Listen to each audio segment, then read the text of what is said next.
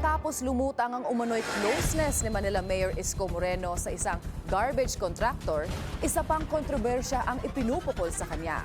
Ayon sa source, bilyon-bilyon din daw ang iniwan na utang ni Moreno sa administrasyon ni dating Mayor Honey Lacuna.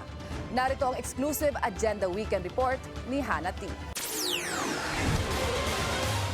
Ipinaratang na noon na tambak daw ang financial troubles ng Maynila sa termino ni dating Mayor Honey Lacuna. Yan ay nang maupo sa pwesto si Mayor Isko Moreno nitong 2025. Pero ayon sa mga dokumentong nakalap ng Billionario News Channel, tila may mga utang din pala ang Isko administration na naipasa kay Lacuna nang makaalis sa pwesto. Isa sa mga ito ang Omnibus Loan Agreement sa pagitan ng City Government of Manila at ng Development Bank of the Philippines. Nakasaad sa kontrata na isang 10 billion peso loan ang pinasok ng lungsod na nilagdaan noong panahon ni Mayor Isko para raw ito sa priority projects gaya ng construction ng mga elementary at high school at residential properties. Ayon sa mga papel, ang nasabing loan ay may mahabang bayaran, may grace period at may obligasyong bayaran ang principal at interest sa mga susunod na taon. Nakasaad din sa kontrata na sa sandaling mailabas ang pondo, obligado ang lungsod na ipagpatuloy ang pagbayad anuman ang administrasyon na nakaupo. Kabilang naman sa isang 5 billion peso loan sa DBP noong 2019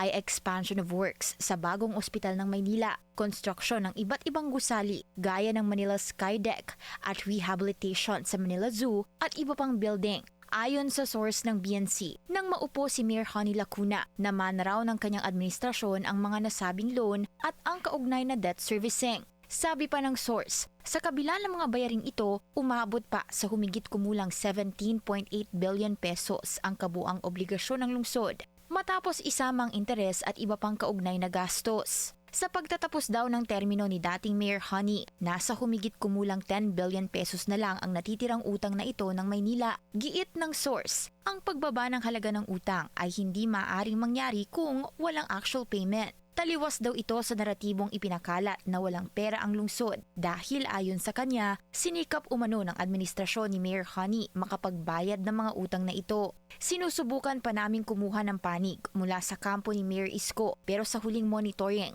wala pa itong sagot sa amin. Una nang ibinalita ng BNC ang paglobo ng garbage collection fees sa Maynila na nakafocus sa pagsingil sa mga business owner doon. Umaalma ang mga negosyante dahil sa higit tripleng pag-akyat ng singil. Pero sabi ng Manila LGU sa amin, para raw ito sa matagal nang hindi na-update na garbage fee collection at dagdag gastos sa expenses sa pangongolekta, kabilang ang paglipat ng mga ito sa isang sanitary landfill sa Rizal. Bukas ang Billionario News Channel sa panig at karagdagang paliwanag ng Manila LGU tungkol dito. Para sa Agenda Weekend, Hannah T, Billionario News Channel.